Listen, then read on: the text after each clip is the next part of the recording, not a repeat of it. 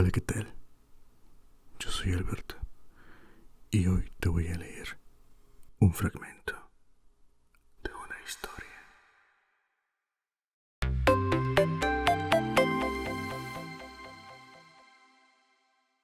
Hoy te presento La máquina del tiempo. Encontré el palacio de porcelana verde al filo del mediodía, desierto y desmoronándose en ruinas. Solo quedaban trozos de vidrio en sus ventanas y extensas capas del verde revestimiento se habían desprendido de las armaduras metálicas corroídas. El palacio estaba situado en lo más alto de una pendiente herbosa. Mirando antes de entrar allí hacia el nordeste, me sorprendió ver un ancho estuario o incluso una ensenada, donde supuse que Wandsworth y Battersea debían haber estado en otro tiempo. Pensé entonces, aunque no seguí nunca más lejos ese pensamiento, qué debía haber sucedido o qué sucedía a los seres que vivían en el mar. Los materiales del palacio resultaron ser, después de bien examinados, auténtica porcelana, y a lo largo de la fachada vi una inscripción en unos caracteres desconocidos. Pensé más bien neciamente que Wina podía ayudarme a interpretarla, pero me di cuenta luego de que la simple idea de la escritura no había nunca penetrado en su cabeza. Ella me pareció siempre, creo yo, más humana de lo que era, quizá por ser su afecto tan humano. Pasadas a las enormes hojas de puerta que estaban abiertas y rotas, encontramos, en lugar del acostumbrado vestíbulo, una galera larga iluminada por numerosas ventanas laterales. A primera vista me recordó un museo. El enlosado estaba cubierto de polvo y una notable exhibición de objetos diversos se ocultaba bajo aquella misma capa gris. Vi entonces levantándose extraño y aislado en el centro del vestíbulo lo que era sin duda la parte inferior de un inmenso esqueleto. Reconocí por los pies oblicuos que se trataba de algún ser extinguido, de la especie del megaterio. El cráneo y los huesos superiores yacían al lado sobre la capa de polvo, y en un sitio en el que el agua de la lluvia había caído por una gotera del techo, aquella osamenta estaba deteriorada. Más adelante en la galería se hallaba el enorme esqueleto encajonado de un brontosaurio. Mi hipótesis de un museo se confirmaba. En los lados encontré los que me parecieron ser estantes inclinados, y quitando la capa de polvo descubrí las antiguas y familiares cajas encristaladas de nuestro propio tiempo, pero debían ser herméticas al aire, a juzgar por la perfecta conservación de sus contenidos. Evidentemente estábamos en medio de las ruinas de algún South Kensington de nuestros días.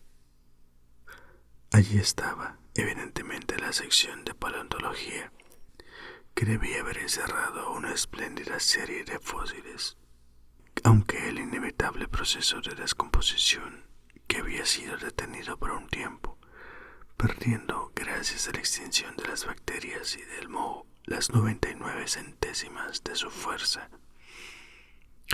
se había sin embargo puesto de nuevo a la obra con extrema seguridad, aunque con suma lentitud, para la destrucción de todos sus tesoros. Aquí y allá encontré vestigios de los pequeños seres en forma de raros fósiles rotos, en pedazos o ensartados con fibra de cañas, y las cajas, en algunos casos, habían sido removidas por los Morlocks, a mi juicio.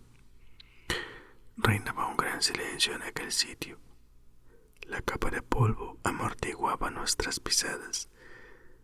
Wina se hacía rodar un erizo de mar sobre el cristal inclinado de una caja. Se acercó pronto a mí mientras miraba yo fijamente alrededor. Me cogió muy tranquilamente de la mano y permaneció a mi lado.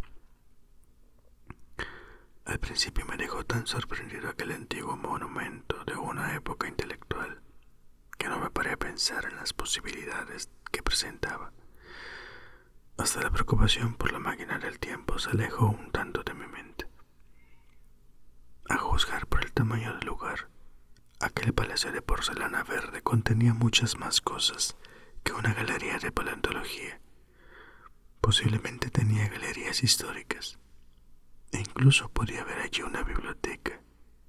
Para mí, al menos en aquellas circunstancias, hubiera sido mucho más interesante que aquel espectáculo de una vieja geología en decadencia.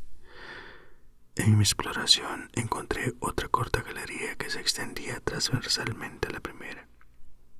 Parecía estar dedicada a los minerales, y la vista de un bloque de azufre despertó en mi mente la idea de la potencia de la pólvora. Pero no pude encontrar salitre, ni en realidad nitrato de ninguna clase.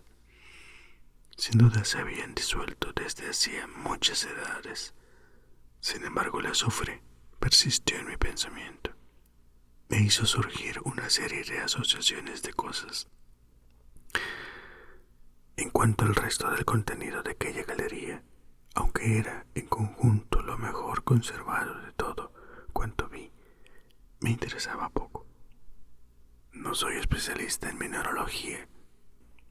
Me dirigí hacia un ala muy ruinosa, paralela al primer vestíbulo en el que habíamos estado.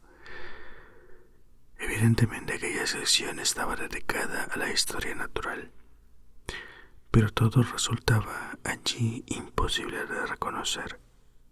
Unos cuantos vestigios encogidos y ennegrecidos de lo que habían sido en otro tiempo animales disecados, momias disecadas en frascos que habían contenido antaño alcohol, un polvo marrón de plantas desaparecidas.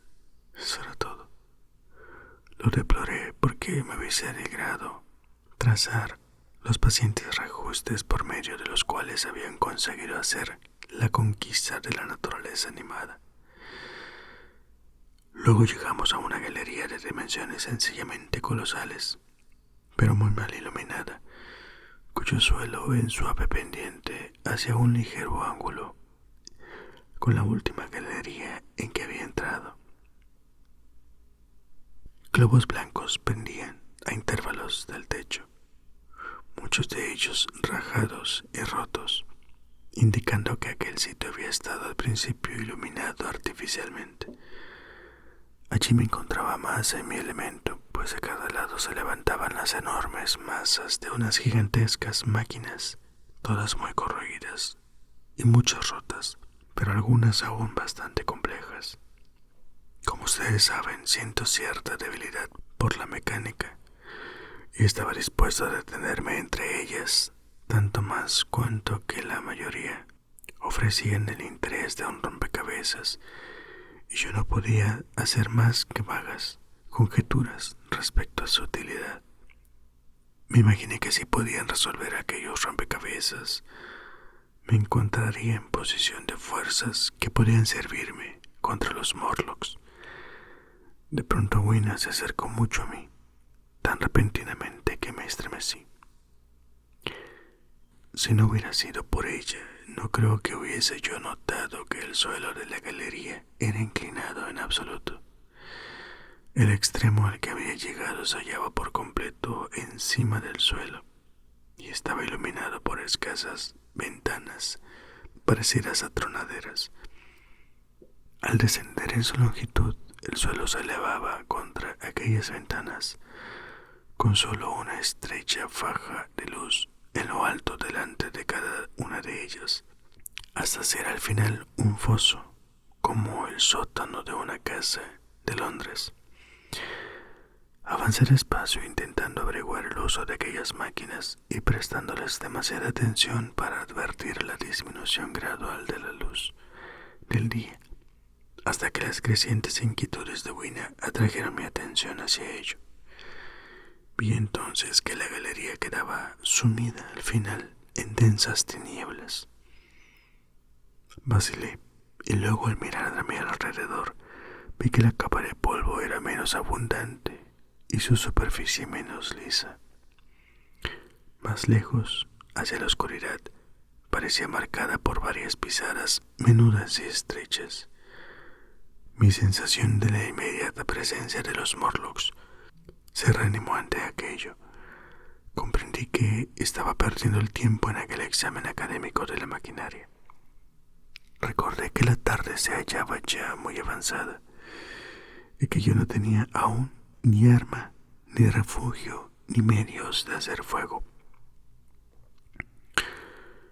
Y luego, viniendo del fondo, en la remota oscuridad de la galería, oí el peculiar pateo y los mismos raros ruidos que había percibido abajo del pozo. Cogí la mano de Wina, luego con una idea repentina la solté y volví hacia una máquina de la cual sobresalía una palanca bastante parecida a las de las garitas de señales de las estaciones. Subiendo a la plataforma, así aquella palanca y la torcí hacia un lado con toda mi fuerza. De repente, Wina, abandonada en la nave central, empezó a gemir. Había yo calculado la resistencia de la palanca con bastante corrección, pues al minuto de esfuerzos se partió y me uní a Wina con una masa en la mano, más que suficiente, creía yo, para romper el cráneo de cualquier Morlock que pudiese encontrar.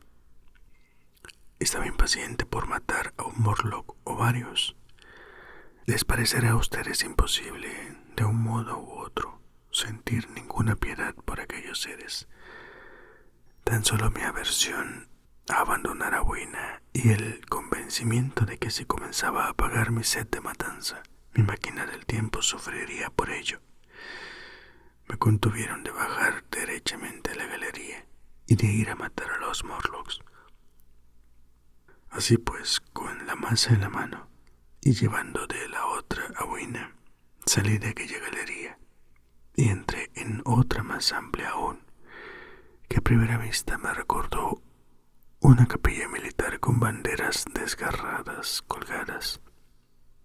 Pronto reconocí en los harapos oscuros y carbonizados que pendían de los lados restos averiados de libros de hacía largo tiempo.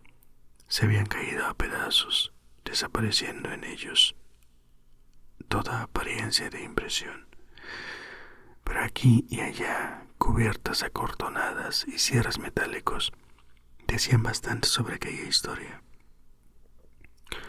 De haber sido yo un literato, hubiese podido quizá moralizar sobre aquella futileza en toda ambición. Pero tal como era, la cosa que me impresionó con más honda fuerza fue el enorme derroche de trabajo que aquella sombría mezcolanza de papel podrido atestiguaba. Debo confesar que en aquel momento pensé principalmente en las transacciones filosóficas y en mis propios 17 trabajos sobre física óptica. Luego, subiendo una ancha escalera, llegamos a lo que debía haber sido en otro tiempo una galería de química técnica, y allí tuve una gran esperanza de hacer descubrimientos útiles, excepto en un extremo, donde el techo se había desplomado. Aquella galería estaba bien conservada. Fui presuroso hacia las cajas que no estaban deshechas y que eran realmente herméticas, y al fin en una de ellas encontré una caja de cerillas. Probé una a toda prisa. Estaba en perfecto estado, ni siquiera parecían húmedas. Me volví hacia Wina. «Baila», le grité en su propia lengua, pues ahora poseía yo una verdadera arma contra los horribles seres a quienes temíamos. Y así, en aquel museo abandonado, sobre el espeso y suave tapiz de polvo, ante el inmenso deleite de Wina, ejecuté solemnemente una especie de danza compuesta, silbando unos compases de El país del hombre leal, tan alegremente como pude. Era en parte un modesto cancán, en parte un paseo de baile, en parte una danza de faldón, hasta donde mi levita lo permitía, y en parte original, porque, como ustedes saben, soy inventivo por naturaleza. Aún ahora pienso que el hecho de haber escapado aquella caja de cerillas al desgaste del tiempo durante años memorables resultaba muy extraño, y para mí la cosa más afortunada. Además, de un modo bastante singular, encontré una sustancia más inverosímil, que fue alcanfor. Lo hallé en un frasco sellado que, por casualidad, supongo, había sido en verdad herméticamente cerrado. Creí al principio que sería cera de parafina y en consecuencia rompí el cristal, pero el olor del alcanfor era evidente. En la descomposición universal, aquella sustancia volátil había sobrevivido casualmente, quizá a través de muchos miles de centurias. Esto me recordó una pintura en sepia que había visto ejecutar una vez con la tinta de una belemnita fósil hacía millones de años. Estaba a punto de tirarlo, pero recordé que el alcanfor era inflamable y que ardía con una buena y brillante llama.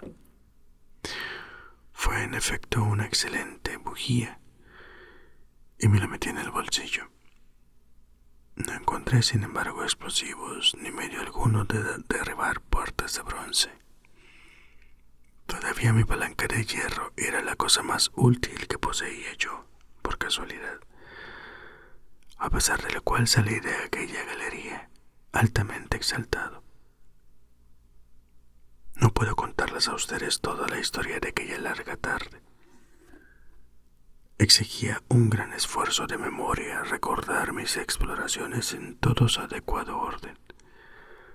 Recuerdo una larga galería con panoplias de armas enmohecidas, y como vacilé sobre mi palanca y un hacha o una espada, no podía sin embargo llevarme las dos, y mi barra de hierro prometía un mejor resultado contra las puertas de bronce. Había allí innumerables fusiles, pistolas y rifles. La mayoría eran masas de herrumbre, pero muchas estaban hechas de algún nuevo material y se hallaban aún en bastante buen estado. Pero todo lo que pudo haber sido en otro tiempo cartuchos estaba convertido en polvo. Vi que una de las esquinas de aquella galería estaba carbonizada y derruida. Quizá, me figuro yo, por la explosión de alguna de las muestras. En otro sitio había una amplia exposición de ídolos polinescos, mexicanos, griegos, fenicios, creo que de todos los países de la tierra, y allí, cediendo a un impulso irresistible, escribí mi nombre sobre la nariz de un monstruo de esteatita, procedente de Sudamérica, que impresionó en especial mi imaginación. A medida que caía la tarde, mi interés disminuía. Recorrí galería tras galería, polvorientas, silenciosas, con frecuencia ruinosas. Los objetos allí expuestos eran, a veces, meros montones de herrumbre y de lignito, en algunos casos recientes. En un lugar me encontré de repente cerca del modelo de una mina de estaño, y entonces, por el más simple azar, descubrí dentro de una caja hermética 2 cartuchos de dinamita. Lancé un eureka y rompí aquella caja con alegría. Entonces surgió en mí una duda.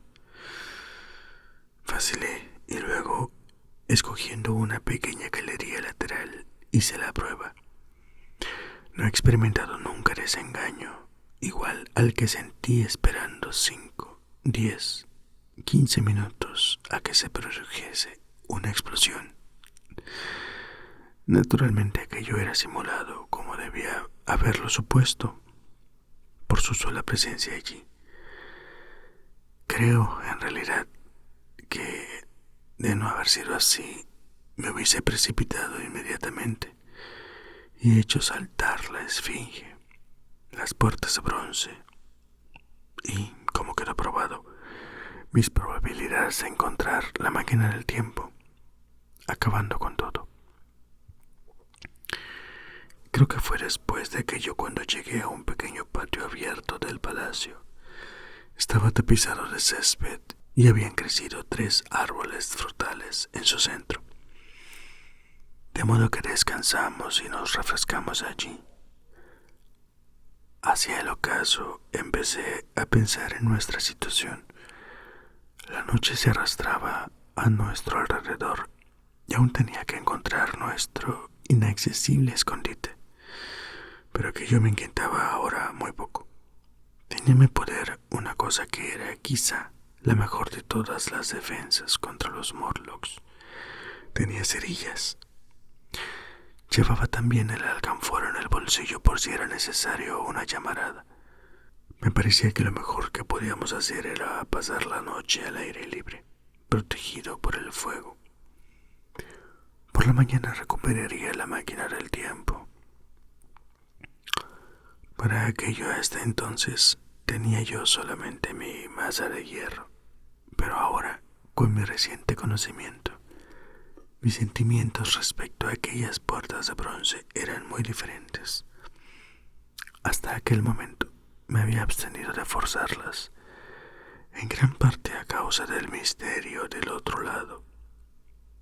No me habían hecho nunca la impresión de ser muy resistentes y esperaba que mi barra de hierro no sería del todo inadecuada para aquella obra.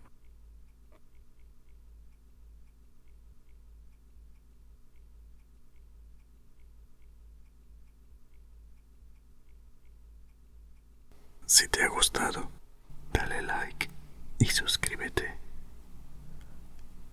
Hasta la próxima. Adiós.